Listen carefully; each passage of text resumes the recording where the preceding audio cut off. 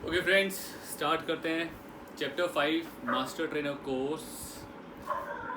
And the name of chapter 5 is testing, fitness testing of athletes. Mics सब लोग of कर लिया करो यार लॉगिन करने के बाद अपने आप, सो दैट पीछे से कुत्ते बिल्लियों की आवाज़ ना आए। किसी के घर के आसपास कोई ज़्यादा तेज भौंक रहा है।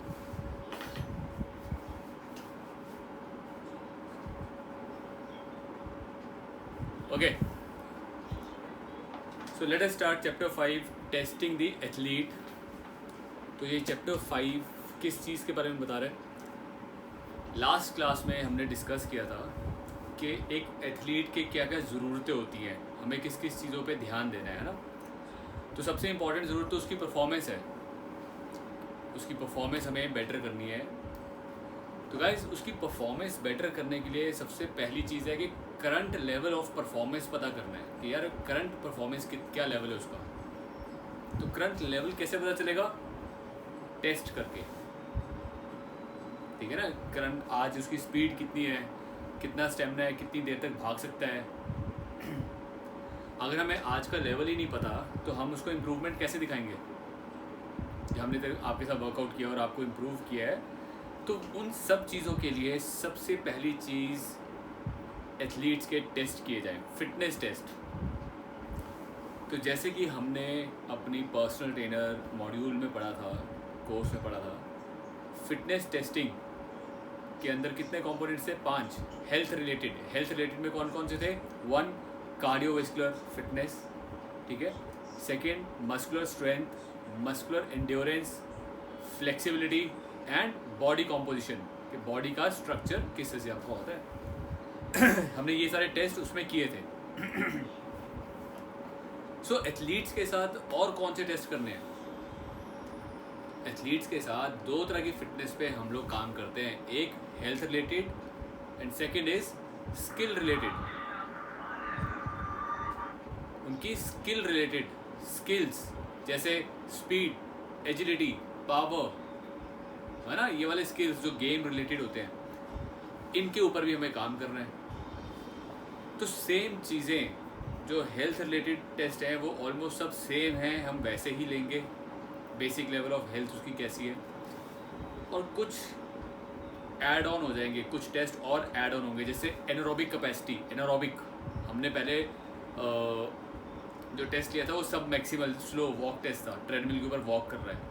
अब हमें किसी एनारोबिक कैपेसिटी पता करनी है, तो एनारोबिक कैपेसिटी कैसे पता चलेगी? जब वो भागेगा, तेज़ भागेगा, स्प्रिंट मारेगा, तब उसकी एनारोबिक कैपेसिटी पता चलेगी।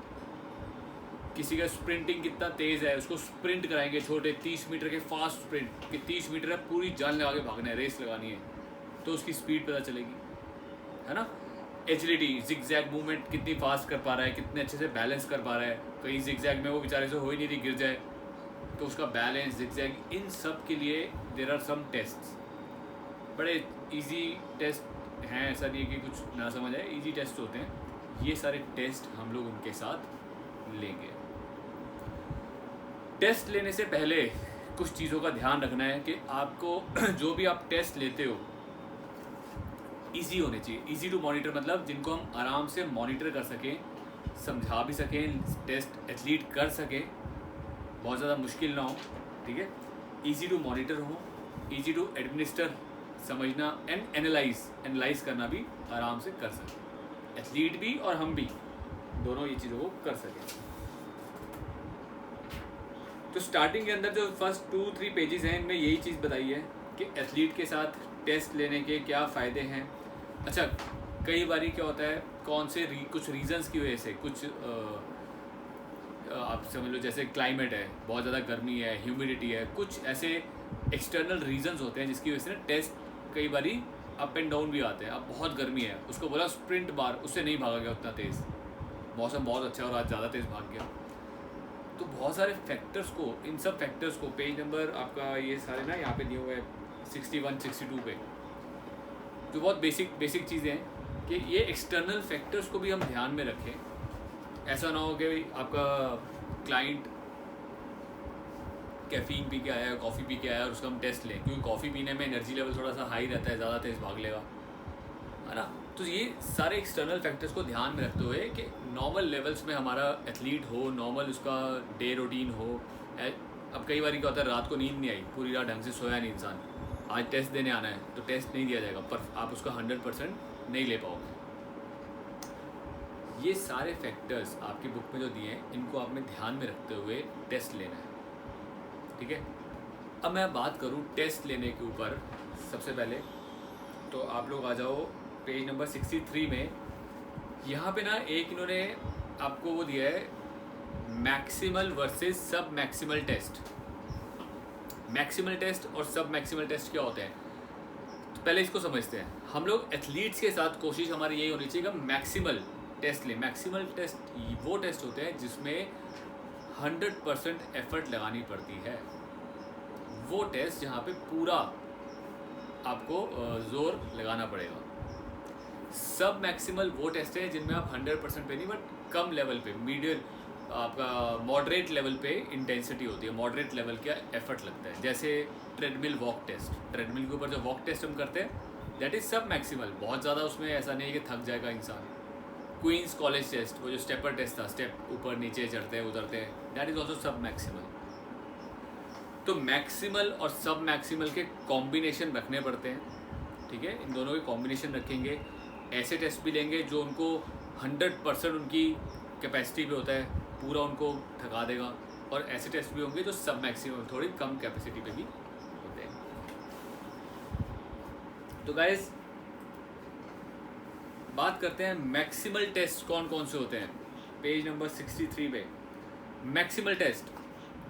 Maximal means the athlete works at maximum effort, अपनी मैक्सिमम एफर्ट पे, या फिर टेस्टेड टू एग्जॉशन, कि जब तक वो एग्जॉस्ट नहीं होता तब तक उसका टेस्ट चलेगा, ठीक है। जैसे लॉन्ग रनर होते हैं, जब तक एग्जॉस्ट नहीं हो रहा तब तक टेस्ट चल रहा है। शॉर्ट रनर्स हैं, उनको 30 मीटर स्प्रिंट फास्टेस्ट भागना है, उस तरह के टेस्ट है। तो ये टेस्ट वो टेस्ट है जहाँ पे हम एथलीट को पूरी तरीके से थकाते हैं, पूरी तरीके से उनका मैक्सिमल एफर्ट लगवाते हैं। तो इसके अंदर सबसे पहले आ गया एग्जांपल, जैसे एनारोबिक टेस्ट के अंदर होता है स्प्रिंट्स। एनारोबिक मतलब जहाँ पे ऑक्सीजन का लेवल आपको पूरा नहीं मिल रहा, वो तब नहीं मिलता जब आप बहुत तेज़ भागते हो, तो स्प्रिंटिंग का टेस्ट है। 30 मीटर स्प्रिंट लगाने हैं। साइकिलिंग के अंदर होता है एक विंटेज 30 सेकंड साइकिल। 30 सेकंड में कितनी स्पीड निकाल सकता है इंसान, कितना तेज़ जा सकता है। दीज आर स्पीड के लिए, एनारोबिक के लिए। एरोबिक में बात करें, एरोबिक में आता है multi stage fitness test. Multi stage, अलग अलग स्टेजेस होती हैं, fast, slow, up and down, jumping, वो मल्टी स्टेज होता है और देर तक चलता है, लंबा चलता है। ये टेस्ट ऐसे टेस्ट होते हैं जो बेसिकली एरोबिक कैपेसिटी को देखते हैं। Cooper test. सो गाइज ये टेस्ट हम ले तो लेते हैं, लेकिन इनके कुछ डिसएडवांटेजेस होते हैं। वो क्या होते हैं? Difficulty in ensuring the subject to exert at maximum effort. अब हमें नहीं पता यार वो बंदा पूरा एफर्ट लगा रहा है कि नहीं लगा रहा, सामने वाला। हम उसको बोलते हैं यार 30 मीटर स्प्रिंट मार, हो सकता है वो शायद पूरा एफर्ट ना लगा रहा हो, 90% 80% लगाया है, हो सकता है कि नहीं। हमें नहीं पता ना कि सामने वाला 100% एफर्ट देके कर रहा है या 80% या 90%। तो ये डिफ़िकल्टी है इसमें। बट स्टिल जो लोग पूरी तरह से मोटिवेटेड होते हैं कि मेरे को बेटर देना है, बेस्ट देना है, उनके बेस्ट रिजल्ट्स आ जाते हैं। फिर danger, possible danger, over exertion का डेंजर भी रहता है कि यार ओवर एग्जर्ट ना हो जाए, कोई इंजरी ना हो जाए या ओवर एग्जर्ट ना हो जाए। हाँ जफर,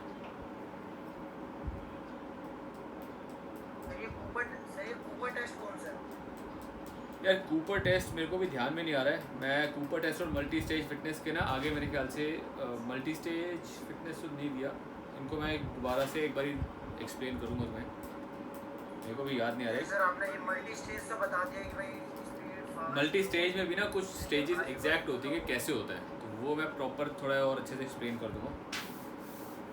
काफ़ी टाइम बाद अभी आज इस पे आए हैं टॉपिक पे। तो हाँ जी सौरभ। सर मैं बताना चाहूँगा कूपर टेस्ट के बारे में, क्योंकि मैंने टेस्ट करवा रखा है ऑलरेडी, मेरे जिम में हुआ था।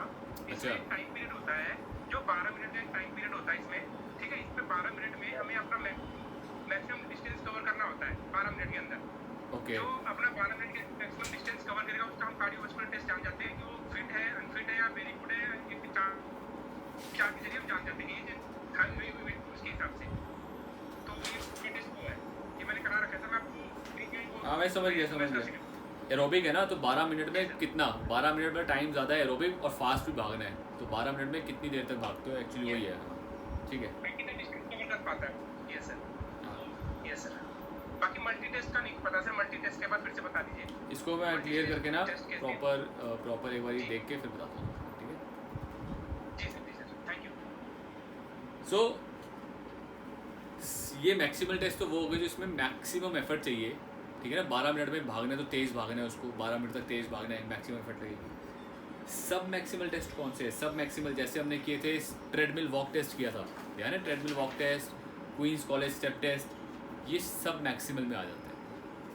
ये बहुत ज़्यादा टफ नहीं होते, थोड़ा ईजी में आते हैं। तो गाइस कार्डियोवैस्कुलर, अगर आप देखोगे पेज नंबर 64 पे कार्डियोवैस्कुलर फिटनेस के लिए कौन कौन से टेस्ट यहाँ पे बताए गए हैं जो हम एथलीट्स के साथ ले सकते हैं। ब्लड प्रेशर तो मॉनिटर होता है, वो तो आप मशीन से करोगे, उसका दूसरा कोई तरीका नहीं है। Maximal volume of oxygen VO2 max, ये VO2 मैक्स टेस्ट क्या होता है, ये हम लोग एज ए ट्रेनर नहीं ले सकते, ये टेस्ट लेबोरेटरी में होता है। लेबोरेटरी में इस टेस्ट को कराने के लिए एक ट्रेडमिल होती है, ट्रेडमिल पे जब वो इंसान भागता है तो उसको काफ़ी चीज़ें दी जाती हैं, लगाई जाती हैं, कुछ मुंह के अंदर भी ऐसा डाला जाता है कि जो सांस कितना ले रहा है, कितना निकल रहा है, वो सब चीज़ों का पता लग सके। तो ये बहुत ही टेक्निकल टेस्ट होता है, इक्विपमेंट्स के साथ होता है, तो ये टेस्ट भी under the guidance of experts हो सकता है, हम लोग नहीं ले पाते। इसके बाद के जो टेस्ट हैं, सब मैक्सिमल ट्रेडमिल वॉक टेस्ट, ये हम एक बार एक्सप्लेन कर देता हूँ आप सबको दोबारा से। सो कार्डियोवैस्कुलर टेस्ट के अंदर सब मैक्सिमल ट्रेडमिल वॉक टेस्ट क्या होता है कि ट्रेडमिल के ऊपर 8 मिनट तक आपको वॉक करना है। ये जो आप वॉक करोगे, एक पर्टिकुलर इतनी स्पीड रखनी है कि आपका खुद का जो कार्डियो मैक्सिमम हार्ट रेट है उसका 60 या 70% पे रहे, मतलब आप अपने 6 to 7 के लेवल पे रहो। अगर 10 is the maximum level of workout, तो 6 या 7 के लेवल पे आपको चलना है। उस लेवल पे आप वॉक करते हो, आफ्टर 4 मिनट, 4 मिनट के बाद आपका वो ट्रेडमिल है उसको इंक्लाइन कर दिया जाता है 5 ग्रेडिंग पे, 5% उसको इंक्लाइन कर दिया जाता है, मतलब और ज़्यादा एफर्ट बढ़ जाता है। तो एक 8 मिनट का टेस्ट होता है टोटल। 8 मिनट के टेस्ट में आपको 4 मिनट नॉर्मल चलना है, पैदल चलना है, और अगले 4 मिनट में आपको इंक्लाइन पे चलना है। ये टेस्ट करने के बाद आपका हार्ट रेट लिया जाता है, उस हार्ट रेट को हम एक फॉर्मूले में डाल के चेक करते हैं कि क्या लेवल है। ऐसे ही Queens college step test, Queens College इसका नाम क्यों है, क्योंकि ये क्वींस कॉलेज वालों ने इसको ईजाद किया था। और ये टेस्ट क्या है, एक स्टेपर जिसकी हाइट 41.7 सेंटीमीटर होनी चाहिए। ठीक है, 41 की सेंटीमीटर पे आप हाइट जितना अप्रॉक्सीमेटली जितना एक बेंच होता है, नॉर्मल बेंच जिम के अंदर, ऑलमोस्ट उस हाइट का एक बेंच उतना हाइट होता है 41 सेंटीमीटर। उस हाइट के स्टेपर के ऊपर आपको चढ़ना है और उतरना है, ऑल्टरनेट फुट, 1 2 3 4 5 6 7 8। अब ट्रेडमिल पे तो हम स्पीड सेट कर लेते हैं, बट जहाँ पे आपको खुद चढ़ना है उतरना है वहाँ पे स्पीड सेट नहीं हो पाती, तो उसको हम हेल्प लेते हैं। मेट्रोनॉम एक ऐप है, कि मेट्रोनॉम ऐप आपको बीट देती है 1 2 3 4 5 6 7 8, वो बीट को कैच करके चलना है। और ये बीट कितनी बीट रखते हैं, ये मेल के लिए, जो मेल लोग हैं उनके लिए होती है 96 बीट पर मिनट सेट कर देते हैं। तो कैसे चलती है, टक टक टक टक टक टक टक टक।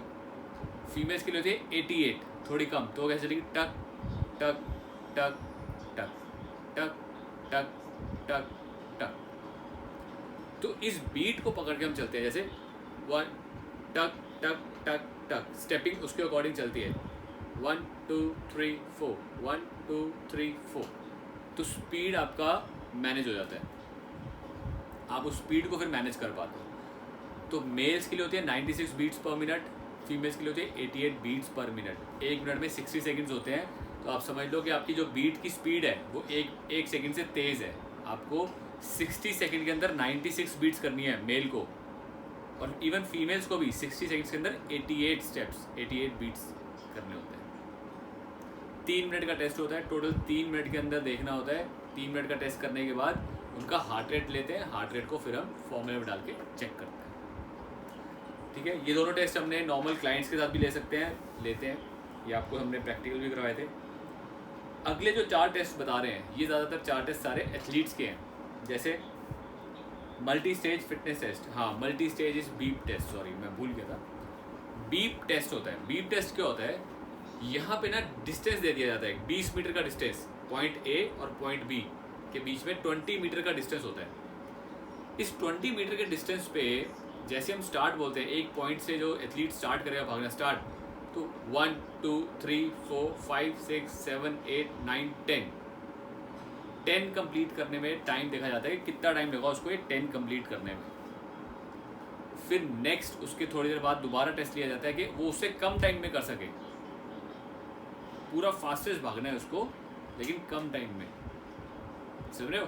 तो एक तरह से ये टेस्ट ऐसा है कि एकदम से गए, फिर डायरेक्शन चेंज हुई, फिर वापस भागे, फिर डायरेक्शन चेंज, फिर वापस भागे, तो बार बार उसको डायरेक्शन चेंज करना है और फुल स्पीड एक्सेलरेट करना है। अब ये जैसे कार की बात समझो, आपकी कार है, जैसे ही आप समझो रेसिंग के लिए स्टार्ट करते हैं कार को, जूम एक्सेलरेट करती है, फिर एकदम से आपको रुकना है, फिर दोबारा एक्सेलरेट करना है।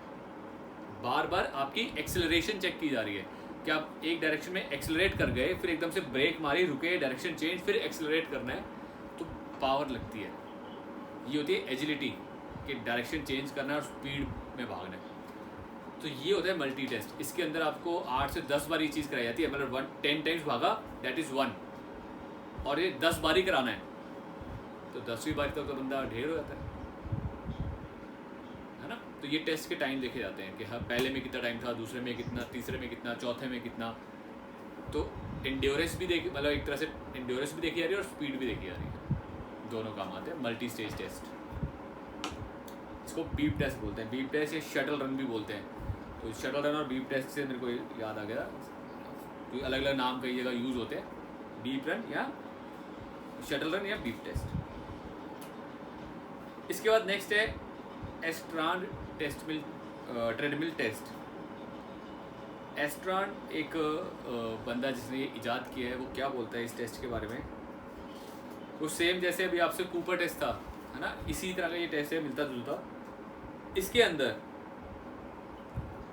ये भी ट्रेडमिल के ऊपर कंडक्ट किया जाता है। ट्रेडमिल के ऊपर जॉगिंग करनी है 8 किलोमीटर पर आवर की स्पीड पे, 8 किलोमीटर की स्पीड पे हम जॉग करने हैं, ठीक है।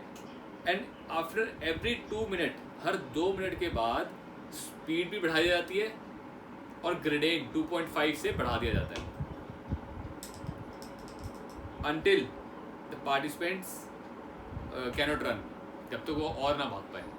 तो 8 की स्पीड तो ठीक ठाक होती है, बहुत ज़्यादा नहीं होती, नॉर्मल होती है, लेकिन हर 2 मिनट के बाद आप 8 से 10 पे आ गए, 10 से 12, 12 से 14, भाई 5-6 मिनट के बाद तो आप अच्छी खासी स्पीड में भाग रहे हो। और ऊपर से क्या है, इंक्लाइन भी धीरे धीरे बढ़ रहा है, इंक्लाइन भी बढ़ रहा है धीरे धीरे, तो हार्ड होता जा रहा है। टेस्ट क्या है, हार्ड होता जा रहा है, स्पीड और हार्ड। तो ये टाइम देखते हैं कि कितनी देर तक बंदा भागा है, कितनी स्पीड तक और कितनी देर तक भागा है। दीज आर एडवांस टेस्ट, आप खुद भी कर सकते हो, अपने में भी कर सकते हो, अपने क्लाइंट्स को और अपने साथ ही कर सकते हो आराम से। ट्रेडमिल के ऊपर टेस्ट है। Next is Bruce test, Bruce treadmill test. ये क्या बोलता है जी, ब्रूस बोलता है ये एक वॉक टेस्ट है। इसमें वॉक करना है, 2.74 किलोमीटर की स्पीड पे स्टार्ट करते हैं और ट्रेडमिल को 10 पे रखते हैं, 10 पे रखा और 2.74 की स्पीड से वो चल रहा है, ठीक है। अब एवरी 3 मिनट्स हम लोग ये स्पीड और ग्रेडेंट को इंक्रीज करेंगे हर 3 मिनट के बाद, ठीक है। कितना करेंगे, प्री डिटर्मिन्ड, वो आप प्री डिटर्मिन कर सकते हो कि हम 2 किलोमीटर के हिसाब से करेंगे या 1 किलोमीटर के हिसाब से करेंगे, प्री डिटर्मिन्ड रख सकते हो।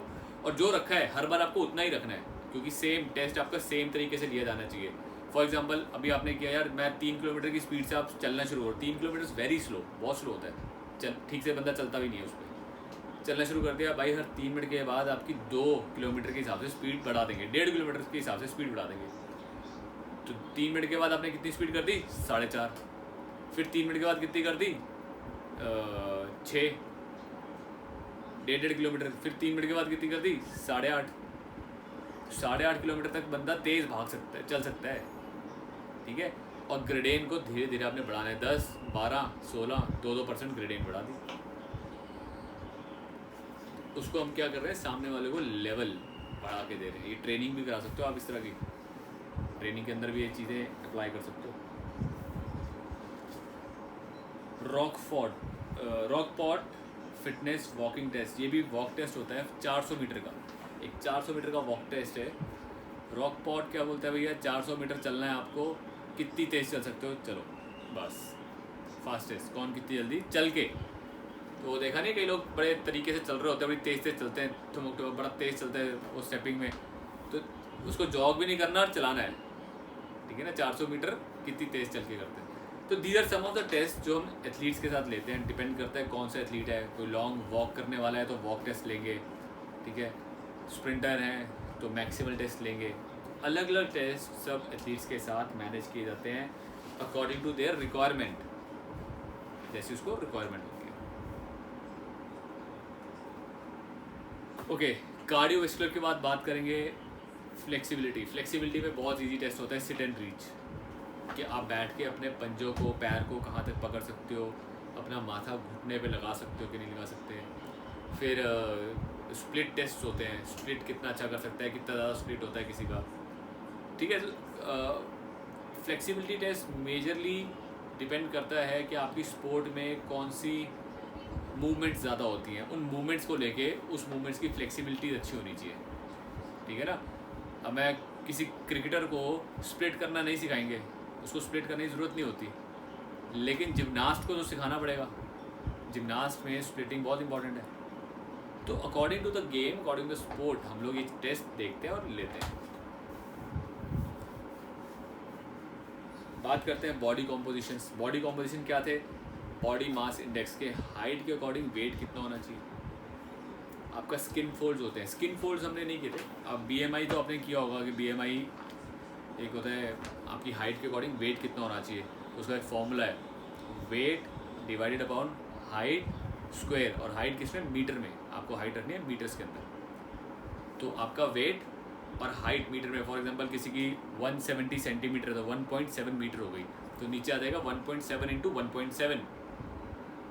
कोई 80 kg का बंदा है, 80 डिवाइड बाई 1.7 इंटू 1.7, जो आंसर आएगा वो आंसर अगर 20 से 26 के अंदर है, रेंज में है, तो मतलब is a healthy weight range. 20 से कम है तो इट इज़ अंडर वेट, 26 से ज़्यादा है तो ओवर वेट, है ना। ये बीएमआई के सारे टेस्ट हमने पीटी में किए थे, पीटी के बुक के अंदर लास्ट में आपको दिए हुए। यहाँ पे अब बात करूँगा स्किन फोल्ड। स्किन फोल्ड एक ऐसा टेस्ट है जो हमने उसमें नहीं किया था। स्किन फोल्ड बेसिकली क्या करता है, ये भी ना हमारी फैट, स्किन में कितना % फैट है स्किन के अंदर वो बताता है। आजकल ये टेस्ट नहीं लिए जाते क्योंकि आजकल ना थोड़े इक्विपमेंट्स ऐसे आ गए हैं कि आप उनको पकड़ते हो तो बॉडी फैट % बता देता है। लेकिन ये होता कैसे, मैं आपको ये बता देता हूँ। स्किन फोल्ड के अंदर हमारी बॉडी पे कुछ पॉइंट्स हैं जहाँ से हम लोग स्किन को फोल्ड करते हैं, और एक स्केल होता है, स्केल में लगाते हैं। जैसे आपने एक स्किन फोल्ड की, फोल्ड करके जितना उसका मोटापा आ रहा है वो एक स्केल से नापा कि कितने सेंटीमीटर आ रहा है, वो कैलकुलेशन निकलती है। तो वो पॉइंट्स हैं। कौन से पॉइंट है बताए तो, सबसे पहला एक बाइसेप पे, आपका शोल्डर से लेके जो ये एल्बो है, ठीक है, शोल्डर और एल्बो का जो सेंटर पॉइंट है, बिल्कुल सेंटर, ठीक है, उस पर आपने एक ऐसा लगाना है, और इधर से इधर का जो सेंटर है वहाँ पे प्लस लगाना है। तो बेसिकली दोनों का सेंटर और साइड वाइज से जो सेंटर आ रहा है, जो पॉइंट आएगा उस पॉइंट को क्या करना है आपने, उस पॉइंट को बेसिकली इस तरह से पकड़ना है, फोल्ड करना है, ऐसे फोल्ड करके ऊपर उठाना है, और उसको स्केल के साथ, स्कैपुला एक स्केल आता है, उस स्केल को ऐसे वो बेसिकली पकड़ लेते हैं। उस स्केल ना स्किन को पकड़ लेगी और आपको साइड से मेजरमेंट दिखा देगी कितना कितना है, कितना मोटा है। तो कई होंगे तो ये हाथ में नहीं आता, बाइसेप वाली जगह से ना स्किन हाथ में नहीं आएगी, करके देखना, चूंटी मार के देखना, हाथ में नहीं आती। फैट ज़्यादा हो तो, फैट कम है तो आ जाएगा, पतली स्किन हाथ में आ जाती है। ऐसे एक जैसे ये पॉइंट है, ऐसी ट्राइसेप पे, ऐसी एक ट्राइसेप पे किया जाएगा। उसके बाद एक है स्कैपुला पे, यहाँ पे स्कैपुला पे होता है एक पॉइंट। स्कैपुला में भी आपको ये पॉइंट कैसे पकड़ना है, हमारे स्कैपुला का जो मसल है थोड़ा इस तरह से मूव करता है, ट्रेपीज, तो आपको वो स्किन भी इस तरह से पकड़नी है। आप स्कैपुला पे ऐसे पकड़ोगे नहीं पकड़ी जाएगी, ऐसे पकड़ोगे तभी पकड़ी जाएगी। अगर आप जैसे ऐसे खड़े हैं, ठीक है, आप इस डायरेक्शन में स्कैपुला को पकड़ सकते हो, स्किन को पकड़ सकते हो, दूसरी डायरेक्शन में स्किन पकड़ी नहीं जाएगी। किसी और का करके देखना, अपना करोगे तो नहीं पता चलेगा, किसी और का करके देखना। तो जब आप उसकी बैक पे खड़े हो, समझ लो आपके सामने एक बंदा खड़ा है, तो आप उसका डायरेक्शन इस डायरेक्शन में स्कैपुला को पकड़ पाओगे, इस डायरेक्शन में पकड़ ही नहीं पाओगे स्किन को। स्कैपुला को नहीं, स्किन को पकड़ना है। स्किन का मोटापा देखना है ना, स्किन को पकड़ना होता है। स्किन को पकड़ा, और स्कैपुला में भी एक पॉइंट है, ठीक है, जहाँ पे जैसे आपको ये पॉइंट आप आराम से देख लोगे, जहाँ पे ये हड्डी आपको फील होती है ना, ये हड्डी है एक। सो जहाँ पे ये हड्डी आपको दिख रहा है, लास्ट पॉइंट है हड्डी का एक, उस पॉइंट पे वो स्किन लेनी है। वो एक पॉइंट्स होते हैं। तो स्कैपुला पे हो गया, फिर एक ग्रॉइन पे होता है। ग्रॉइन मतलब दिस एरिया, यो एक यहाँ का एरिया, यहाँ का फैट। लोग यहाँ का फैट पकड़ते हैं ना, यार बड़ा मोटा हो रहा हूँ, ये फैट है, तो यहाँ से फैट होता है, वो भी इस तरीके से लेना होता है। तो ये कुछ पॉइंट्स बॉडी में है जहाँ से पर्टिकुलरली हम वो स्किन पकड़ते हैं और स्किन को नापते हैं, उससे स्केल से फैट का अंदाज़ा लगाया जाता था। लेकिन आजकल थोड़ा एडवांस टेक्निक है, मशीन्स हैं, मशीन्स को पकड़ोगे तो बॉडी फैट बता देती है। मेरा कंसर्न इसलिए था बताने का कि आपको आइडिया होना चाहिए कि स्किन फोल्ड क्यों बोला जाता है इस टेस्ट को, क्योंकि स्किन को फोल्ड किया जाता है और फिर उसको नापा जाता है। स्किन को फोल्ड करके नाप के देखा जाता है, और उसके बाद देयर इज अ फॉर्मूला, उस फॉर्मूले में डालते हैं, तब वो पता चलता है। That is why it is called skin fold test. ठीक है,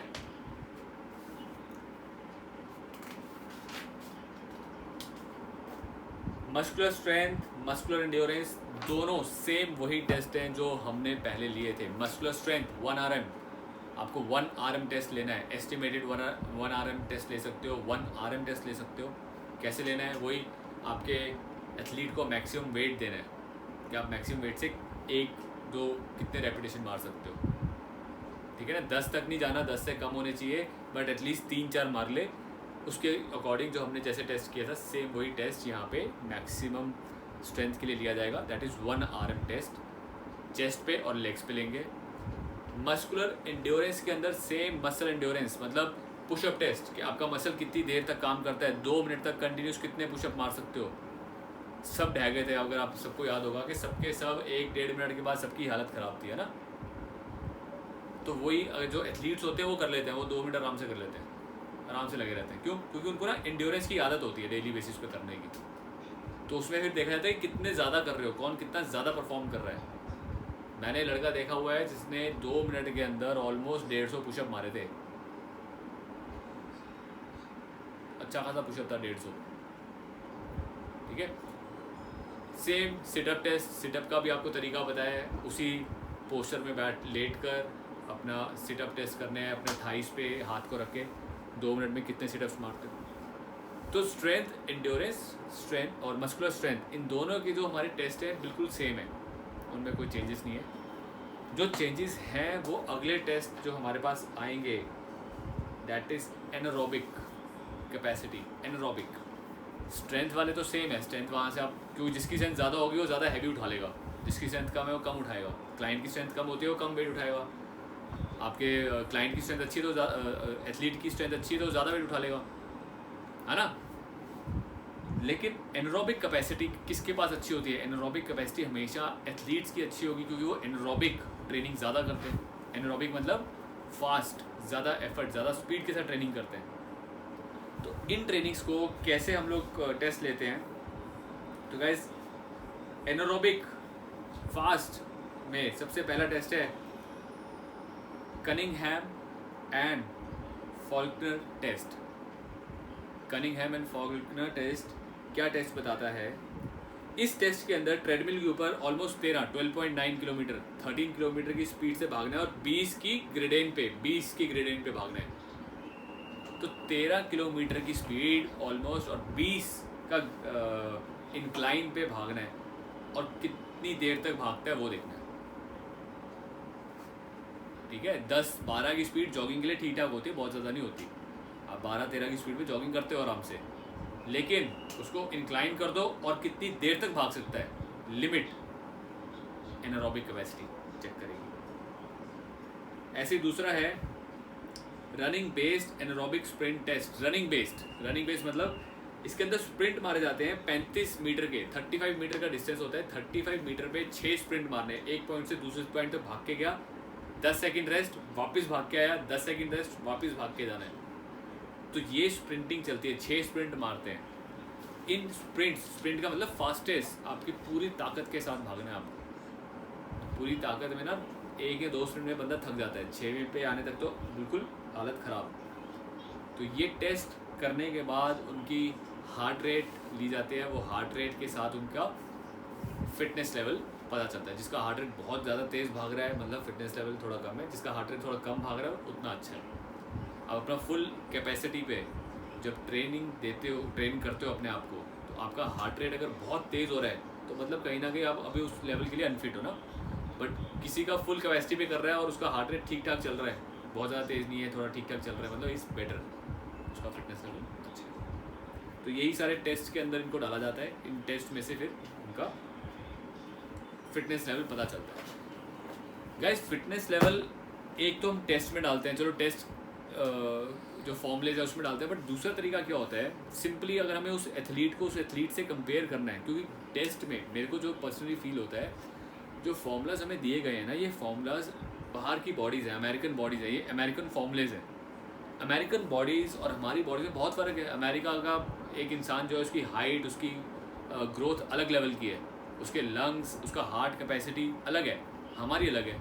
तो हम उन फॉर्मूलेज पे ना कहीं 100% डिपेंडेंट नहीं हो सकते। तो आप क्या कर सकते हो, टेस्ट लिया, उस टेस्ट को नोट डाउन कर लो, ठीक है, देन नेक्स्ट मंथ के टेस्ट को दोबारा चेक करो कितना फ़र्क आ रहा है। अब आपको अगर ये बंदा एथलीट है, अच्छा फिट, आपको दिखता है यार ये तो बड़ा फिट बंदा है, इसका मैंने टेस्ट लिया, ये रिजल्ट आया। फिर आपने एक अपने बिगनर क्लाइंट का ले लिया, बिगनर क्लाइंट जो वेट लॉस के लिए आया है, जो बड़ा अनफिट था, उसका ले लिया, तो आपको ना दोनों के रिजल्ट पता चल गए। यार इसने जब पूरा टेस्ट किया, इसकी हार्ट रेट थी 140, ये बंदा जो अनफिट है इसने टेस्ट किया, इसकी हार्ट रेट चली गई 180। समझ रहे हो, जो अनफिट है उसकी ज़्यादा जाएगी, इसकी 180 जा रही है। तो आपको आइडिया हो जाएगा यार 180 वाला मतलब हो गया बिल्कुल अनफिट, और 140 वाला मतलब फिट बंदे की हार्ट रेट है।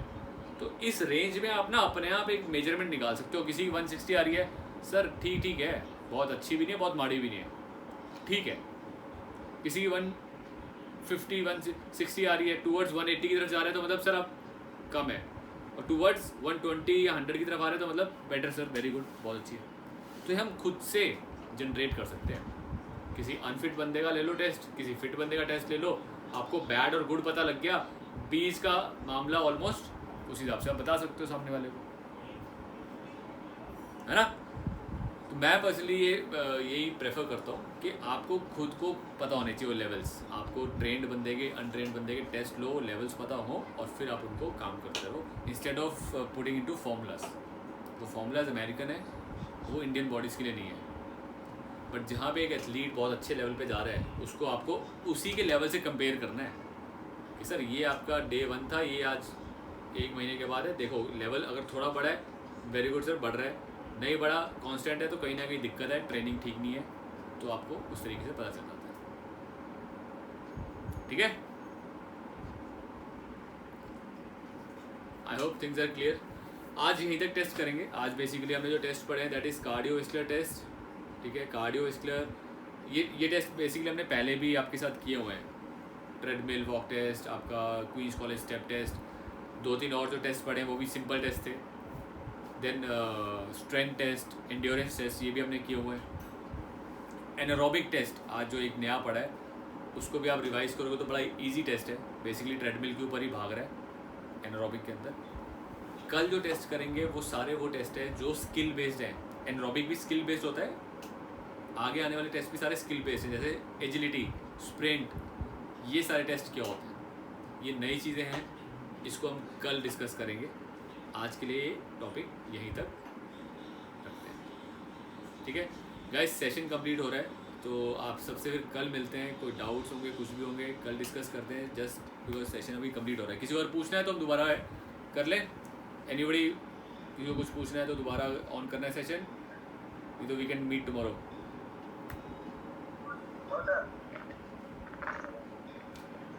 इसको गाइस रिवाइज करो, क्योंकि ये नई चीज़ें हैं, जितना रिवाइज करोगे डाउट्स आएंगे, फिर हम लोग डिस्कस करेंगे, उतना अच्छा लगेगा, उतना मज़ा आएगा आप सबको, ठीक है। Okay, I hope everything is clear. कल मिलते हैं आप सबसे। कल मॉर्निंग की क्लास में भी आ जाना। कल मॉर्निंग में योगा और एरोबिक्स होगा, ठीक है। एक इंस्ट्रक्टर आ रहा है जो कराएगा।